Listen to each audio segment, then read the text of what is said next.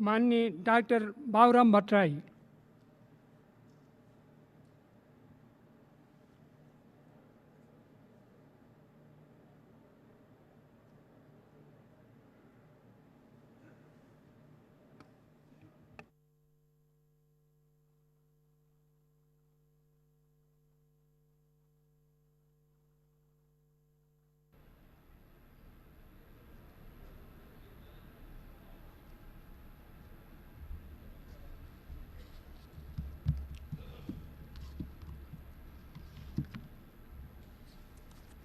सम्मानीय सभामुख महोदय, हाम्रो जीवनकालकै र सम्भवतः मानव जातिको उत्पत्ति पछि पृथ्वीको यति ठुलो भूभागमा एकैसाथ प्रभाव पार्ने कोरोना महाव्याधिको प्रकोपबाट ज्यान गुमाउनुभएका विश्वभरिका 2,70,000 भन्दा बढी मानिसहरू र तीमध्ये विदेशमा हुने 80 भन्दा बढी नेपालीहरू सबैप्रति म हार्दिक श्रद्धाञ्जली व्यक्त गर्न चाहन्छु र यो महाव्याधिको क्रममा अग्रपङ्क्तिमा रहेर आफ्नो भूमिका निर्वाह गर्नुहुने स्वास्थ्यकर्मीहरू, सुरक्षाकर्मीहरू, सञ्चारकर्मीहरू, सफाईकर्मीहरू र खाद्यान्न लगायतका अत्यावश्यक वस्तु आपूर्ति गर्न अहोरात खट्ने सम्पूर्ण व्यक्तिहरूप्रति म हार्दिक सम्मान व्यक्त गर्न चाहन्छु, धन्यवाद भन्न चाहन्छु र यो नेपालमा पनि 45 दिनभन्दा बढी समयसम्म धैर्यतापूर्वक लकडाउन पालना गर्नुहुने सम्पूर्ण आदरणीय जनसमुदायहरूप्रति म सम्मान व्यक्त गर्न चाहन्छु। सम्मानीय सभामुख महोदय, यति बेला हामी अत्यन्त संवेदनशील क्षणमा छौँ। मानव जातिको अथवा कुनै पनि प्राणीको निम्ति आफ्नो प्राणभन्दा प्यारो चिज केही पनि हुँदैन। त्यसैले यो महामारीबाट हामीले आफ्नो जीवनको रक्षा कसरी गर्ने भन्ने प्रश्न नै यति बेला सबभन्दा महत्त्वपूर्ण प्रश्न हो। संयोगले भनौँ अथवा वातावरणीय अथवा प्रतिजन्य कारणले भन्यौँ, अहिलेसम्म हामीले नेपालमा त्यति धेरै ज्यान गुमाउनु परिरहेको अवस्था छैन। फेरि पनि यो कोरोनाबारे अझै वैज्ञानिक निष्कर्ष ननिस्किसकेको अवस्थामा यो कहिलेसम्म रहन्छ, यसले कति क्षति गर्छ भन्ने कुनै ठोस निष्कर्ष छैन। कतिपय विज्ञहरूका भनाइअनुसार यो केही तल झरे जस्तो हुन्छ र फेरि यो माथि आउँछ र फेरि झर्छ। यो क्रमले चाहिँ झन्डै 1.5-2 वर्ष पनि जान सक्छ भनिँदैछ। र नेपालकै सन्दर्भमा भनियो भने अहिले हामीसँग थोरै मात्रै सङ्क्रमितको सङ्ख्या देखिए पनि परीक्षणको सङ्ख्या हाम्रो अत्यन्त नगण्य छ। जबकि विश्वका थुप्रै देशहरूमा प्रति 10 लाख 30, 40, 50 हजारसम्मको परीक्षण गरिएको छ भने हिजोको तथ्याङ्कसम्म नेपालमा चाहिँ हामीले प्रति 10 लाख जम्मा 534 जनाको PCR विधिबाट परीक्षण गरेका छौँ, किनकि त्यो नै बढी भरपर्दो मानिएको छ। सुदूरपश्चिम प्रदेश जहाँ 1 लाखभन्दा बढी विदेशमा श्रम गरे नेपालीहरू आएको तथ्याङ्क छ, त्यहाँ आज मात्रै समाचार आएको छ त्यो परीक्षण किटको अभावमा त्यही पनि त्यो रोकिएको छ। त्यसैले हामी ढुक्क भएर बस्न सक्ने अवस्था छैन। कतिपय विज्ञहरूले भनेका छन् हामीले ठिक ढङ्गले परीक्षण गर्न नसकेको कारणले गर्दा यो सङ्क्रमितहरूको सङ्ख्या लुकेको पनि हुनसक्छ। त्यसो भएको हुनाले हामीले प्रोक्सी टेस्टको तरिकाले पनि हामीले अनुमान गर्नुपर्छ। अर्थात् प्रति महिना सम्बन्धित क्षेत्रमा मृत्युदर के थियो अथवा नेपालमा के थियो भन्नेको आधारमा पनि यो बिचमा बढ्यो कि घट्यो भन्ने तरिकाले पनि त्यसलाई पत्ता लगाउन अथवा अनुमान गर्न सकिँदो रहेछ। उदाहरणको निम्ति हालसालै इरान र टर्कीमा थोरै सङ्ख्या देखियो, उनीहरू ढुक्क भएर बसे, तर पछि वारवार ती थाहै नपाइकन धेरै मान्छेहरूको त्यहाँ मृत्यु भयो। पछि बुझ्दा तिनीहरू कोरोनाबाट तिनीहरूको मृत्यु भएको रहेछ। त्यसैले अरू तरिकाबाट पनि हामीले गर्नुपर्दछ र सरकार ढुक्क भएर बस्नु चाहिँ हुँदैन। तपाईँ हामी कोही पनि ढुक्क भएर बस्नु हुँदैन। र दुःखको कुरा यो गत मङ्सिरदेखि यो आउँदैछ भन्ने हामीले थाहा हुँदै पनि हाम्रो तयारी कति कमजोर रहेछ त्यो हामी सबैले देख्यौँ। अहिले यति बेला आरोप प्रत्यारोप गर्नु शोभनीय हुँदैन, त्यो चाहना पनि छैन। तर यथार्थ तथ्यबारे चाहिँ हामी फेरि अवगत हुनैपर्छ। हामीले आफैले ढाँटेर बस्यौँ भने फेरि ठुलो क्षति हुने खतरा पनि रहन्छ। हामीले जुन सामान्य स्वास्थ्यका उपकरणहरू, सुरक्षा उपकरणहरू, अस्पताल लगायतको व्यवस्थापन जुन ढङ्गले हामीले गर्नु पर्थ्यो त्यो पुगेको रहेनछ भन्ने त हामीले देख्यौँ। त्यसैले त्यतापट्टि हामी गम्भीर बन्नै पर्छ। अब सरकारको तर्फबाट बोल्नु पर्दा त हामी सबै ठिक गऱ्यौँ, सब ठिकठाक छ भन्नै पर्छ औपचारिकताको निम्ति। तर हामीले आफ्नो ब्रह्मलाई सोध्यौँ भने ठिकठाक छैन। एउटा लकडाउन हामीले गर्नै पर्थ्यो सोसियल डिस्टेन्स मेन्टेन गर्नुको निम्ति, विश्वव्यापी मान्यता थियो, हामीले पनि गऱ्यौँ। तर हामी कसरी गरिरहेका छौँ? किनकि हामीसँग खुला सिमाना छ, 60 लाखभन्दा बढी नेपालीहरू विदेशमा छन्। त्यसो भएको हुनाले अरूले जे गर्छन् हामीले पनि त्यही गर्नुपर्ने हाम्रो बाध्यता छ। एउटा लकडाउन हामीले गरेका छौँ। अर्को हाम्रो सरकारले गरेको छ, हाम्रा विदेशका नागरिकहरूलाई भित्र नआऊ भने तिनलाई रोकेको छ, त्यो काम गरेको छ। त्योदेखि बाहेक अरू त्यति सन्तोषजनक ढङ्गले चित्त बुझाउने ठाउँ छैन।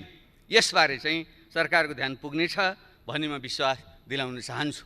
अब केही धेरै विस्तारमा नगइकन म अलिकति यही विषयमा कहाँ मात्रै ध्यान आकर्षण गर्न चाहन्छु भने एउटा हामी गम्भीर बन्नै पर्ने विषय, हाम्रा जुन विदेशमा श्रम गर्न बाध्यतावश श्रम गर्न गएका नागरिकहरूको ठुलो सङ्ख्या छ, उनीहरूको अत्यन्त विचलितको अवस्था छ। म सोसियल मिडियामा पनि सक्रिय हुन्छु। त्यसै गर्दा मलाई रातिसम्म कहिले माल्टाबाट फोन आउँछ, कहिले मध्य अमेरिकाबाट फोन आउँछ, कहिले मलेसियाबाट फोन आउँछ, कहिले भारतको गुजरात र गोवाहरूबाट फोन आउँछ।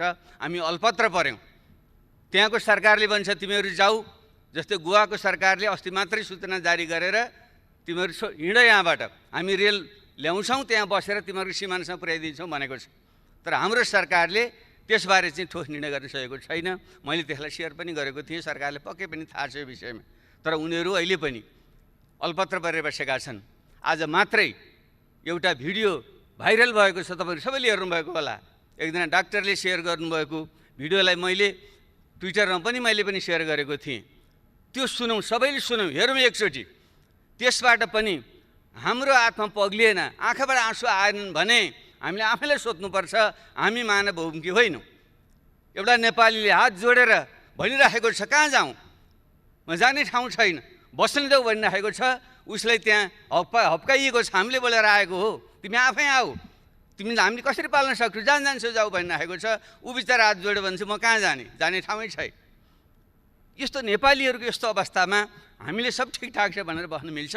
यो यथार्थ हो। यो त्यसैले ती 60 लाखभन्दा बढी विदेशमा रहने नेपालीहरूमध्ये अनुमान गरिँदैछ 1/4 त पक्कै पनि उनीहरू विस्थापित हुन्छन्। किन मध्य पूर्वमा ठुलो त्यहाँ पनि महामारीको समस्या छ, त्यसबाहेकै आर्थिक मन्दी छ, तेलको भाउ गिरेको छ।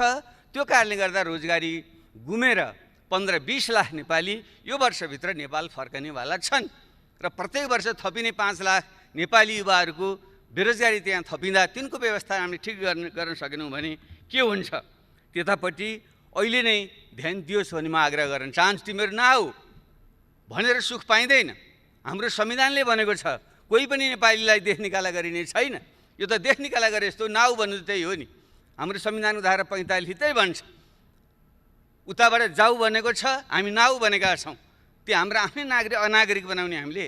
त्यसले यो विषयमा गम्भीरताबाट ध्यान दियोस् र जो बेरोजगार बनेर हाम्रो युवाहरू यहाँ आउँदैछन् तिनीहरूको व्यवस्था के गर्ने हो भन्ने विषयमा रातो दिन हामी लाग्नुपर्ने आवश्यकता छ।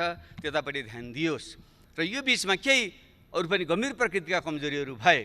जो ज्याला मजदुरी गरेर खाने मान्छेहरू थिए, जो अस्थायी मजदुरी गर्ने मान्छेहरू थिए, तिनीहरूको सङ्ख्या भनिन्छ हाम्रो करिब 72 लाख त्यस्ता श्रमिकहरूमध्ये 60% अस्थायी प्रकृतिका श्रमिकहरू छन्।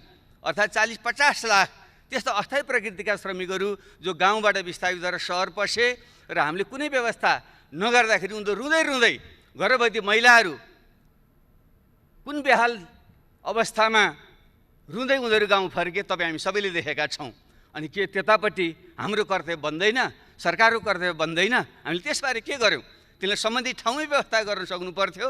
नसके तिनीहरूलाई स्थानीय तहसँग समन्वय गरेर हामीले व्यवस्थापन गरेर पठाइदिनु पर्थ्यो। हामीले त्यो देख्यौँ, ठुलो हामीले हेरेर बस्यौँ। यहाँ विपन्न नागरिकहरू, अपाङ्गता भएका मानिसहरू, वृद्धहरू, अशक्तहरू, उनीहरूको निम्ति जुन हामीले सुरक्षा भत्ताको सामाजिक सुरक्षाको व्यवस्था गर्नु पर्थ्यो, गर्न सकेका थिएनौँ। तर यही बेलामा यति बेला हामीले गर्न सक्नु पर्थ्यो। कमसेकम हामी स्थानीय तह छ र अहिले स्कुल कलेजहरू बन्द छन्, शिक्षकहरू छुट्टीमा बसेका छन्। त्यसलाई मात्रै परिचालन गरेर सबै राजनीतिक दलहरू सर्वदलीय एउटा संयन्त्र बनाएर प्रत्येक टोलमा खटाउने हो भने अहिलेको सञ्चारको युगमा पैदलै हिँडेर जानु पनि पर्दैन, ठाउँमा पुग्नु पनि पर्दैन। हामीले तिनको यथार्थ तथ्याङ्क अभिलेखन गर्न सक्थ्यौँ र तिनीहरूलाई बैङ्क खाता खोलेर बैङ्क मार्फत चाहिँ ती प्रत्येक त्यस्ता विपन्न र अशक्त मानिसहरूको निम्ति घर घरमा चाहिँ हामीले चाहिँ मुद्रा ट्रान्सफर गर्न सक्थ्यौँ, पैसा पठाउन हामीले सक्थ्यौँ। त्यतापट्टि पनि हाम्रो ध्यान गएको छैन र यो समस्या सहजै हल हुनेवाला छैन। अर्कोतिर हामीले देखिरहेका छौँ जुन साना मध्यम व्यवसायहरू हुन्, खास गरी पर्यटन लगायतका क्षेत्रहरू उनीहरू बन्द छन्, श्रमिकहरूले ज्याला पाएका छैनन्। त्यो कसले दिने हो भन्ने विषयमा अलमल छ। उनीहरू हामी दिन सक्दैनौँ भनेका छन् र सरकारले खासै तिमीहरू आफै देऊ भनेको छ। अनि यसको चाहिँ हामीले छिटो व्यवस्था गऱ्यौँ भने के हुन्छ? अरू थुप्रै जुन स्थायी श्रमिकहरू हुन् ती पनि भोकमै मर्नुपर्ने अवस्था छ र ती हाम्रा साना उद्यमहरू जसले 80% देशभित्रको चाहिँ रोजगारी दिन्छन् र निर्यातयोग्य वस्तुहरू तयार गर्छन्, ती बन्द भयो भने भएको यतिको अर्थतन्त्र पनि झन् चौपट भएर जाने अवस्था छ। तिनलाई राहतको प्याकेज खालि अमूर्त ढङ्गले भनिएको छ, तर ठोस प्रकारको राहतको प्याकेज जो मौद्रिक र वित्तीय प्रकरणहरूको उपयोग गरेर तिनीहरूलाई पुँजी अनुदान दिने अथवा ब्याज र करहरूको छुट दिने लगायतले जुन व्यवस्था गर्न सक्नु पर्थ्यो, जो श्रमिकहरूको ज्याला हो तिनको चाहिँ सके धनी देशमा त सबै सरकारले तिर्दिएको, जस्तै जर्मनीमा जो फ्याक्ट्रीहरू बन्द भएका छन् ती श्रमिकहरूलाई चाहिँ सरकारले जम्मै ज्याला तिरेको छ। ल हामीले त्यो सक्दैनथ्यौँ भने पनि त्यहाँ उद्यमी व्यवसायीहरूसँग तिमीहरूले 50% तिमीहरू तिर, 50% सरकारले दिन्छ भनेर पनि त उनको पेट पाल्नु पर्थ्यो। तपाईँ हामीलाई लाज लाग्नु पर्दैन? हामीले पनि त लकडाउनको बेलामा हामीले सदन हाम्रो बन्द गरेर हामी बस्यौँ, तपाईँ हामीले चाहिँ पुरै तलब भत्ता हामी खाने, तर श्रमिकले चाहिँ नपाउने। अनि तपाईँ हामीले आफूलाई चाहिँ कम्युनिस्ट समाजवादी लोकतन्त्रवादी भन्न मिल्छ? त्यसले यस्ता संवेदनशील विषय बाँकी छन्, ध्यान पुगोस्। कृषि प्रधान देश यस्तो सङ्कटको बेलामा सबभन्दा ठुलो विषय भनेको खाद्य सुरक्षा हो। अहिले यसले हामीले सिकाउने सबभन्दा ठुलो पाठ, हामी आफ्ना कृषिजन्य वस्तुहरू, दुग्ध पदार्थहरू, फलफुलहरू हामीले उठाउन नसकेर, ल्याउन नसकेर, वितरण गर्न नसकेर त्यो कुहिएर बसेको छ र यता चाहिँ सहर बजारमा चाहिँ भाउ बढेर किनेर खाइसक्नु छैन। यसको व्यवस्था हामीले गर्न सक्दैनथ्यौँ भने यसमापट्टि पनि हाम्रो ध्यान चाहिँ पुगेको छैन। उत्पादन, सङ्कलन, वितरणको चाहिँ हाम्रो नेटवर्क के रहेछ यो त राम्रैसँग उदाहरण अनि यसबाट पाठ सिकेर युद्ध स्तरमा हामी लाग्नु पर्दैन, त्यतापट्टि हाम्रो ध्यान पुगिरहेको छैन। र शिक्षा, झन्डै 64 लाखभन्दा बढी विद्यार्थीहरू अहिले लकडाउनमा बसिरहेका छन्। युवावस्थाको जुन उनीहरू कलिलो उमेर हुन्छ, उनीहरूले ठिक ढङ्गले ओरिएन्टेसन गरिएन भने उनीहरूमा मनोरोगहरू आउने बढी गम्भीर खतरा पनि रहन्छ। अलि सम्पन्न हुनेहरूले त डिजिटल प्रविधिको प्रयोग गरेर उनीहरूलाई भुलाएका छन्, पढाएका छन्। त्यो गरिब र मध्यम वर्गका मानिसहरू हुन् जहाँ चाहिँ टेक्नोलोजीको पहुँच छैन, त्यहाँ उनीहरू चाहिँ यदि लामो समय त्यत्तिकै खाली बस्नु पर्दा ती युवती हाम्रा छोराछोरी नानीहरूको चाहिँ अवस्था के होला? त्यसको हामीले के व्यवस्था गर्दैछौँ? अझ उल्टै अन्यथा नमान्नु होला, मैले मिडियामा सुनेको छु हाम्रो शिक्षा मन्त्रीले खुलेको भोलिपल्टै परीक्षा हुन्छ भनेर आतङ्कित जस्तो बनाइराख्नु भएको छ। के परीक्षा लिने बिचरा? उनीहरू आफै मनोरोगले चाहिँ ग्रसित हुने खतरा उनीहरूलाई भइसक्यो। त्यसैले म त सुझाव दिन चाहन्छु, यीको जुन परीक्षा छ त्यो लिन आवश्यकतै छैन। अब यसै पनि हाम्रो चाहिँ सेकेन्डरी एजुकेसन, माध्यमिक शिक्षा 12 कक्षासम्म भइसकेपछि 10 कक्षाको परीक्षाको पनि खास अर्थ रहँदैन। त्यसैले स्कुलले आखिर फेरि पनि हामीले ग्रेड सिस्टममा गइसकेका छौँ भने उनीहरूलाई चाहिँ अब अहिले नै तिम्रो परीक्षा हुँदैन, आफ्नो स्कुलले जति नम्बर दिन्छ अब त्योभन्दा उच्च पढाइको व्यवस्था गर भनिदिने हो भने कमसेकम त्यो हाम्रा छोराछोरीहरू, नाति नातिनाहरू एउटा निष्फिक्री भएर उनीहरू बस्न सक्छन्। यस्ता सामान्य कुरामा पनि ध्यान पुगोस् भन्ने मेरो चाहिँ आग्रह छ। अब आर्थिक कति नोक्सान पर्छ भन्ने विषयको त सायद अब हामीले सरकारबाट तथ्य पनि आउला, जो अर्को हाम्रो प्री बजेट छलफल हुन्छ, बजेट छलफल हुन्छ, त्योतिर पनि हामी जाउँला। तर प्रारम्भमा मैले अहिले भन्नै पर्छ, तपाईँ हामी सबैको ध्यान जानुपर्छ। यो अबको यो अर्थतन्त्र साँच्चै नै विश्वव्यापी रूपमा नै भनिँदैछ। दोस्रो विश्वयुद्धपछिको सबभन्दा ठुलो मन्दी यो हुँदैछ। बेलायतले त हिजो मात्रै उनीहरूको ब्याङ्क अफ इङ्ल्यान्डले घोषणा गर्यो, जो 300 वर्ष पहिले जति बेलादेखि अभिलेखीकरण, आर्थिक अभिलेखीकरण सुरु भएको थियो, त्यति बेलादेखिको सबभन्दा ठुलो सङ्कट बेलायतको अर्थतन्त्रले बेहोर्दैछ उनीहरू भनेका छन्। त्यसै भएको हुनाले हाम्रो जस्तो कमजोर अर्थतन्त्रको अवस्था के होला सहजै अनुमान गर्न सकिन्छ।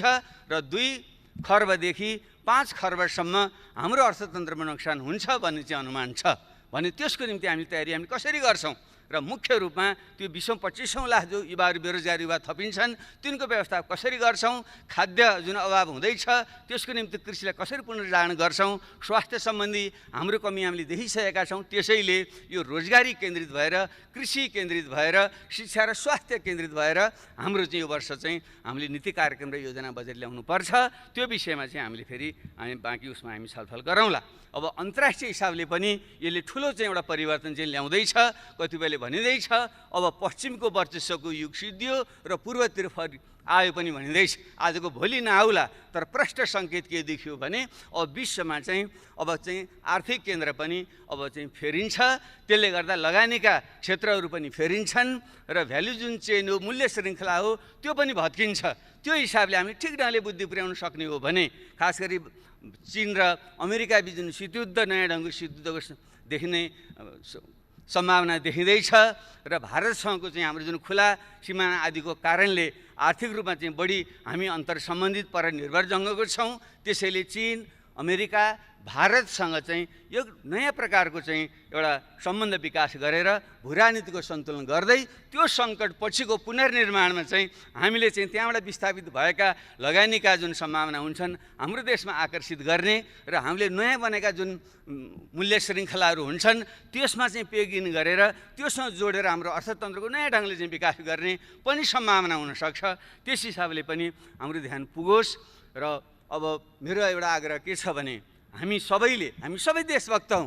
त्यसैले खेली एकले अर्काको चाहिँ राष्ट्रभक्ति, देशभक्तिमाथि शङ्का गरेर हामीले अनावश्यक ढङ्गले चाहिँ विभाजित हुने काम नगरौँ। कमसेकम यो सेसनको क्रममा, यो सदनको क्रममा विषयवस्तु उठ्नेवाला छ। अन्तर्राष्ट्रिय र क्षेत्रीय र यो जुन भूराजनीतिक खिचातानी छ यो अत्यन्त मुखरित भएर चाहिँ आउनेवाला छ। किनकि एमसिसीको विषय हामीले हल गरिसकेका छैनौँ र यतापट्टि आज मात्रै भारतका रक्षा मन्त्रीले कालापानी र लेपबाट उता मानसरोवरसम्म जाने यात्रा मार्ग चाहिँ उहाँले चाहिँ घोषणा गर्नुभयो, उद्घाटन गर्नुभयो भन्ने कुरा आएको छ। जब त्यो क्षेत्र विभाजित छ भने दुई पक्षहरूमा एउटा सहमति नगरिकन एक पक्षहरूमा त्यो मार्ग खोलिदिँदाखेरि स्वतः नै त्यसले चाहिँ फेरि अर्को प्रकारको तनाव यहाँ सिर्जना गर्छ।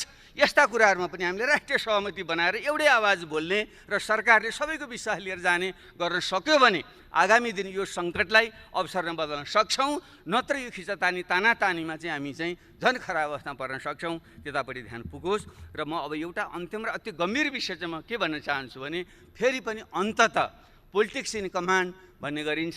सबै कुराको फैसला अन्ततः राजनीतिले नै गर्छ। तर अहिले यति बेला राजनीति र त्यसको नेतृत्व गर्ने यो सबभन्दा उच्च प्रतिनिधि संस्था, यसको नेतृत्व गर्ने निर्वाचित सरकारको छवि राम्रो छैन।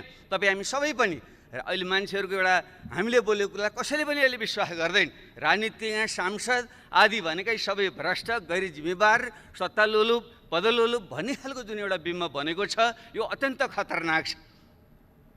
हामी कति सत्य कति असत्य हामी आफैले ममा भनौँ, तर आम जनतामा यो पर्सेप्सन परिसकेपछि राजनीति पनि प्रति नै मान्छेको चाहिँ एउटा अविश्वास र आशंका, वितृष्णा फैलियो भने त्यसले ठुलो खतरा ल्याउन सक्छ। र तपाईँ हामीले लडेर ल्याएको जुन सङ्घीय लोकतान्त्रिक गणतन्त्र छ त्यो नै खतरामा परेर प्रतिगमनतिर जाने खतरा पनि हुन्छ। त्यसो भएको हुनाले राजनीतिकलाई ठिक ट्र्याकमा कसरी ल्याउने त्यतापट्टि हामीले ध्यान दिनु जरुरी छ।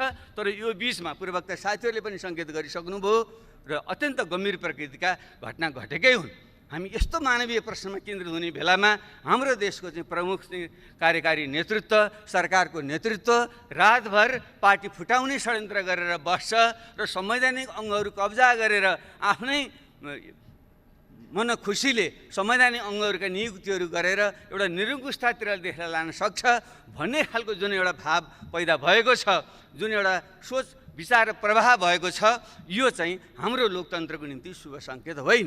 भलै संयोगले अब अथवा भनौँ दबाब स्वरूप पार्टीभित्रका बाहिरका अथवा चाहिँ प्रधानमन्त्री स्वयंको सोभिएको कारणले उहाँले त्यसलाई फिर्ता गर्नुभयो, आत्मालोचना कुरा आएको छ, त्यहाँहरूसम्म त्यो खुसीकै कुरा छ।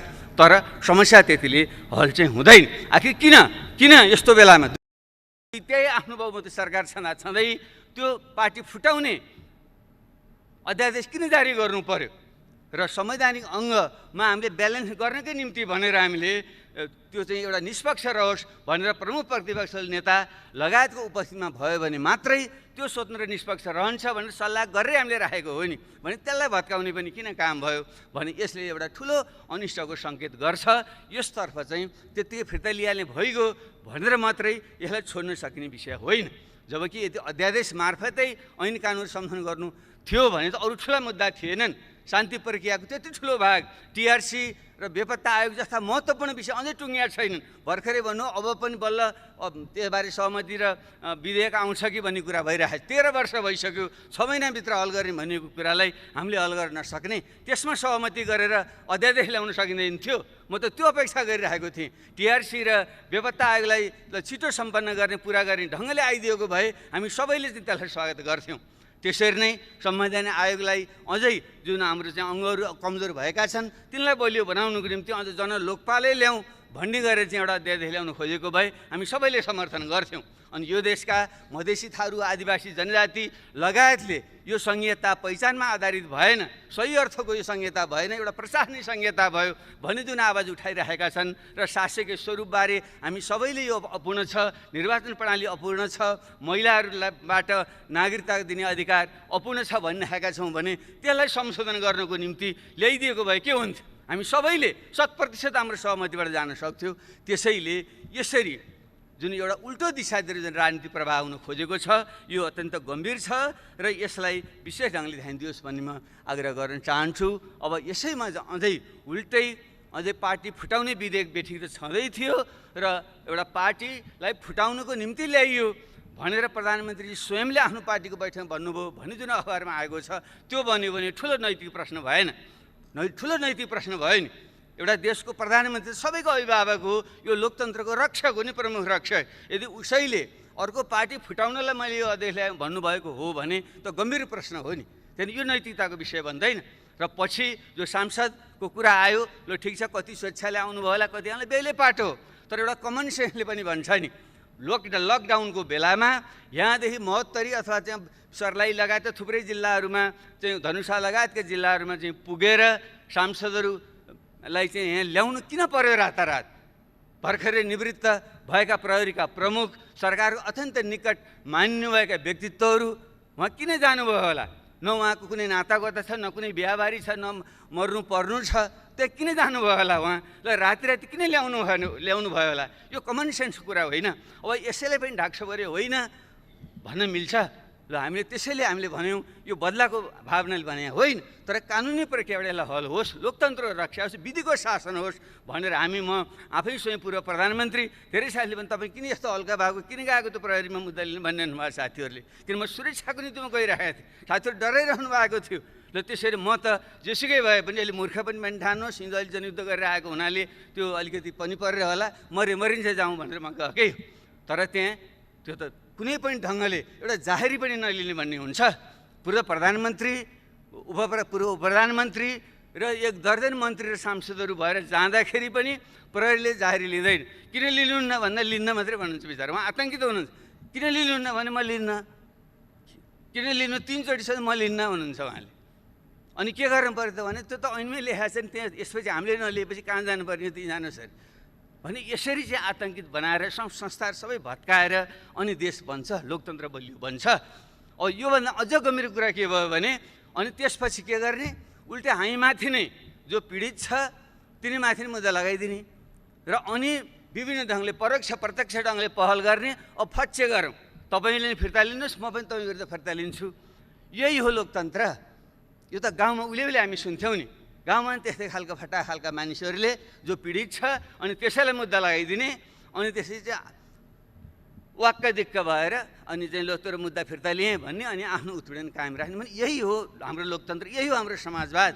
त्यसैले सम्माननीय सभामुख महोदय, विषय अत्यन्त गम्भीर छ। म यसमा फेरि बढी म यो तिक्तता नहोस् भन्ने पनि म चाहन्छु, किनकि हामी सबै यो व्यवस्था फेल हुँदा हामी सबै फेल हुन्छौँ, लोकतन्त्र खतम हुँदा हामी सबै खतम हुन्छौँ र हाम्रो जीवनभरिको जुन यत्रो त्याग र बलिदान छ त्यो खेर जान्छ। त्यसैले हामीले आरोप प्रत्यारोपभन्दा पनि आत्मसमीक्षा गरौँ।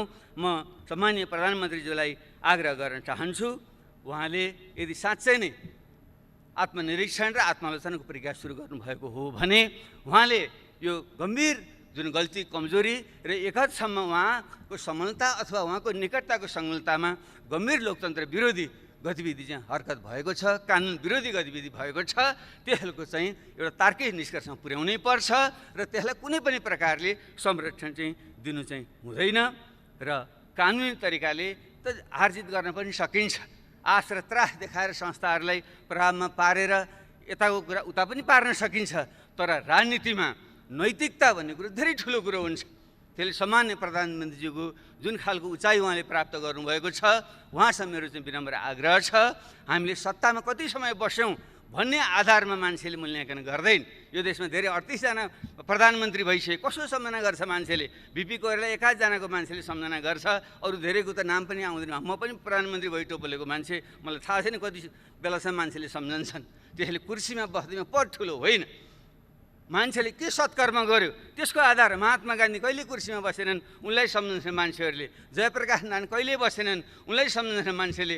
हाम्रै देशमा इतिहासमा गौतम बुद्ध युवराज थिए, गद्दीमा बसेर रजाइ गर्न सक्थे, छोडेर गए, गद्दी छोडेर गए, उनी महान भए। तर उनका बाउको नाम सोध्यौँ भने उनका बाउ राजा थिए, उनको नाम कसैले पनि सम्झँदैन। त्यसैले कुर्सीमा बसेर सत्ताको प्रयोग गरेर महान भइँदैन। त्यसैले नैतिक आचरण ठुलो हुन्छ। यस निम्ति मेरो सम्मानीय प्रधानमन्त्रीसँग आग्रह छ, तपाईँ जुन उचाइमा पुग्नु भएको छ त्यहीँ रहनुहोस् र तपाईँले अनावश्यक ढङ्गले यस्ता प्रकारको गतिमा संलग्न हुँदा तपाईँले आफैमाथि पनि अन्याय भएको छ। तपाईँ रोगले जीर्ण भएको शरीरलाई तपाईँले चाहिँ आराम दिनुपर्छ र यो लोकतन्त्रलाई बचाएर तपाईँ आफ्नै एउटा छविलाई पनि बचाएर अगाडि बढ्नको निम्ति तपाईँले राजीनामा दिनु नै उपयुक्त हुन्छ। त्यो नै एउटा उचित निकास हुन्छ र त्यसले नै समाजलाई, देशलाई अगाडि बढाउन सक्छ र तपाईँको उचाइ पनि कायम रहन्छ, लोकतन्त्र सुनिश्चित हुन्छ र देशले नयाँ दिशा पक्रिन चाहिँ सक्छ। मेरो उहाँसँग विनम्र उहाँसँग आग्रह छ, प्रश्न उठ्छ, उहाँ विकल्प के हुन्छ भन्ने छ। यो मेरो निजी विचार हो, मेरो एउटा निजी विचार हो। हामी पूर्व प्रधानमन्त्रीहरू सबैले हामीले कुनै पनि प्रकारको इच्छा आकाङ्क्षा नराखौँ, हामी दावेदार नबनौँ, हामीले चाहिँ दिशानिर्देश गरौँ, सहयोगको भावना गरौँ, राजनीतिबाट अलग हिँड्ने सन्यास लिने भने होइन। राजनीति महत्त्वपूर्ण विषय हो, देशको सम्पूर्ण समाजको त्यसलाई नेतृत्व गर्ने भनेको राजनीतिले हो। त्यसले राजनीतिबाट सन्यास लिएर सुख पाइँदैन। यसमा त असल मान्छेहरू, सक्षम मान्छे ल्याउनुपर्छ। तर हामी 60-65 उमेर नाइसकेका मान्छेहरूले लोभ नगरेर अब प्रत्यक्ष कार्यकारी भूमिकामा हामी नरहने अथवा प्रधानमन्त्रीको दावेदार हामी नबन्ने र हामीले अरूलाई सघाउने, नयाँ पुस्तालाई अगाडि ल्याउने, पुस्तान्तरण गर्ने दिशातिर हामी गयौँ भने देशले निकास पाउँछ, राजनीतिक निकास पाउँछ, लोकतन्त्र सुनिश्चित हुन्छ। मलाई यही बाटो नै उपयुक्त लाग्छ र यस सन्दर्भमा पूर्ववक्ता साहिलले थोरै सङ्केत गर्नुभयो। अब हामीले हिमाल पहाड तराई मधेसलाई जोडेर देशको राष्ट्रिय एकता सुदृढ गर्दै देशलाई सुशासन समृद्धिको दिशामा लिएर जाने हो भने एउटा बहुदलीय लोकतन्त्रभित्र प्रतिस्पर्धाको सँगसँगै न्यूनतम कुराहरूमा चाहिँ राष्ट्रिय सहमति गर्ने ढङ्गले एउटा बिपी कोइरालाले पनि हुन त कुन परिवेशमा भन्नुभयो, राजासँगै मेलमिलाप त उपयुक्त मलाई लाग्दैन, तैपनि हामी एउटा राष्ट्रिय विषयमा एक हौँ भन्ने जुन उहाँले कुरा राख्नुभएको थियो। त्यसैले बिपी कोइराला, पुष्पलाल, रामराजा प्रसाद सिंह उहाँहरूको जुन हामीले सम्मान गर्छौँ, उहाँ कुनै ठुला पदमा धेरै समय बसेर होइन। बिपी पनि त 18 महिना बस्नुभयो, पुष्पलाल कहिले पनि सत्तामा बस्नु भएन, रामराजा प्रसाद सिंह पनि त्यो एकचोटि राष्ट्रिय पञ्चायतमा स्नातकबाट निर्वाचित हुनु बाहेक उहाँ पनि कहिले पनि सत्तामा चाहिँ कहिले पनि रहनु भएन। तैपनि हामीले सम्मान गर्छौँ। त्यसो भएको हुनाले उहाँको स्पिरिटलाई हामीले कदर गर्दै काङ्ग्रेस, कम्युनिस्ट, समाजवादी र पहिचानवादी सब शक्तिहरूको बिचमा एउटा राष्ट्रिय मिलनलाप कायम गर्नको निम्ति नयाँ ढङ्गले अगाडि बढौँ र त्यसै क्रममा नै अहिले हामीले जनता समाजवादी पार्टी निर्माण हामीले गरेका छौँ। एउटा राम्रो लोकतान्त्रिक स्पेस तयार होस् भन्ने चाहिँ हाम्रो चाहिँ आग्रह छ। हाम्रो कुनै पनि अवस्थामा तपाईँहरूसँग यो सरकार गिरोस् र फेरि हामीले चाहिँ चाहे थापेर सरकारमा जाउँ भन्ने हाम्रो कुनै पनि हाम्रो मनसा छैन, हुन सक्दैन। र तपाईँहरूले नेतृत्व परिवर्तन गरेर ठिक ढङ्गले चाहिँ आफ्नै पार्टीका असल मान्छेलाई अगाडि बढाउनुहोस्। 5 वर्षलाई चाहिँ तपाईँहरूले चाहिँ जनताले जनादेश दिएका छन्। हाम्रो त्यहाँ कुनै पनि खालको दाबी हाम्रो चाहिँ हुँदैन, तर एउटा राष्ट्रिय मेलमिलाप, महत्त्वपूर्ण राष्ट्रिय मुद्दामा चाहिँ मेलमिलाप कायम गरेर अगाडि जाउँ। त्यसको निम्ति हामीले जुन रेशम चौधरी एउटा थारूहट आन्दोलनका एउटा बिम्ब प्रतीक हुनुहुन्छ, उहाँलाई जेलमा राख्नु उपयुक्त छैन। हिजो झापा आन्दोलनको क्रममा हाम्रै प्रधानमन्त्रीजी 14 वर्ष बस्नुभयो, माओवादी जनयुद्धको क्रममा थुप्रै मान्छेहरू बस्नुभयो र काङ्ग्रेसका साथीहरू थुप्रै बखत जेलमा पनि बस्नुभयो। तर राजनीतिक मुद्दा भएको कारणले अन्ततः हामीले ती मुद्दाहरू हामीले खारेज गरेका थियौँ, फिर्ता लिएका थियौँ। त्यसले रेशम चौधरीको मुद्दा पनि त्यो थारूहट आन्दोलनको, थारू विद्रोहको क्रममा भएको घटना हो, दुःखदै घटना हो, धेरै मान्छे ज्यान राम्रो होइन। त्यसलाई हामीले फिर्ता लियौँ भने ठुलो एउटा थारू समुदाय जोडिन पुग्छ। त्यसरी नेत्रविक्रम चन्दको समूह जो माओवादी आन्दोलनकै एउटा चाहिँ रेडिकल विङ त्यो थियो र अगाडि जुन बढेको छ, भलै त्यो बाटो ठिक छैन, त्यो सफल पनि हुँदैन, तर उनीहरू पनि यो कोरोनाको यस्तो अस्तव्यस्त भएको बेलामा उनीहरूलाई पनि आउने एउटा निकास चाहिँ दिँदा राम्रै हुन्छ। त्यसैले उनलाई पनि एउटा जनरल एमनेस्टी क्षमादान दिएर उनीहरूलाई पनि खुला गरिँदा हुन्छ। भर्खर अस्ति मात्रै सुने अनिल बिरै, हामी सबैले चिन्छौँ, राम्रो चाहिँ साहित्य र कलाकार खट्ने मान्छे हुन्। उनी घाइते थियो, उपचार गराउँदै थिए चितवनमा, उनलाई चाहिँ गिरफ्तार गरेर राखियो भन्ने मैले सुने। यस्तो प्रकारको गतिविधि गरेर राम्रो चाहिँ हुँदैन। खास गरी हाम्रो पूर्व माओवादी साथीहरू नै अहिले चाहिँ सत्तामा हुनुहुन्छ, गृहमन्त्री हुनुहुन्छ, उहाँलाई व्यक्तिगत रूपमा पनि चिन्नुहुन्छ। त्यसैले त्यो एउटा माहौल बनाउँदा उपयुक्त हुन्छ। र त्यसरी सानातिना मुद्दा लाएर सांसदहरूलाई पनि फसाइदिने र चाहिँ यो निलम्बनमा राख्ने जुन प्रवृत्ति छ त्यो पनि उपयुक्त भएन। कि त छिटो मुद्दा चलाएर फैसला गरिदिनु पर्यो। कुनै ठाउँबाट सांसद निर्वाचित भएर आएको छ, विविध कारणले चाहिँ मुद्दा चाहिँ दायर हुन्छ। मुद्दा दायर हुने बित्तिकै चाहिँ सांसद चाहिँ निलम्बन भएपछि अनि त्यो क्षेत्रको प्रतिनिधित्व के हुन्छ अरू विषयमा जान्दिनँ। अब हरिनारायण रौनियार अहिले हाम्रो समाजवादी पार्टीकै तर्फबाट सांसद हुनुहुन्थ्यो, भलै चाहिँ अहिले उहाँको कन्स्ट्रक्सन कम्पनीको चाहिँ छवि त्यति राम्रो चाहिँ छैन र त्यसबारे हामीले उहाँलाई कुनै पनि ढाकछोप गर्नु पनि छैन। तर निलम्बन गर्ने तर 1.5 वर्ष भइसक्यो, त्यो प्रक्रिया अगाडि पनि बढ्दैन, तर त्यो क्षेत्र त प्रतिबिन भयो नि। त्यसले यस्तो विषयमा पनि हामीले सोध्यो यसको निकास के हो, यो विषयमा पनि यसको अर्थ चाहिँ यो दण्डहीनतालाई प्रोत्साहन दिन भन्न खोजेको होइन, तर जनप्रतिनिधिलाई चाहिँ तपाईँले एउटा निष्कर्ष नपुर्याइकन निलम्बन गरेर राखिदिनु भयो भने त्यसको मार त जनतालाई पर्ने भयो नि, त्यो क्षेत्रका जनतालाई। यसको निकास खोज्नेतिर पनि हामी जाउँ। यी ढङ्गले चाहिँ हामीले सोध्न सक्यौँ भने हामीले यो सदन जुन हाम्रो छ बजेट अधिवेशन पनि हामीले भन्छौँ, यस क्रममा चाहिँ गहन ढङ्गले छलफल गरेर अगाडि जान सक्दा देशले चाहिँ निकास पाउँछ। त्यसैले अब बल हाम्रो सम्मानीय प्रधानमन्त्रीजीकै कोर्टमा छ र उहाँले नै यसबारेमा सोचेर उचित निर्णय लिनुहुनेछ भनिन्छ। शिखर चढ्न सजिलो हुन्छ तर शिखरमा टिक्न गाह्रो हुन्छ। उहाँले शिखरमा हुनुहुन्छ, कसरी त्यहाँ टिक्ने हो उहाँले सोध्नुहुनेछ। हामीले त सुझाव दिने हो, किनकि घोडालाई खोलासम्म लान सकिन्छ, पानी पियाउन सकिँदैन। विज्ञ सुखी अधिकम। धन्यवाद।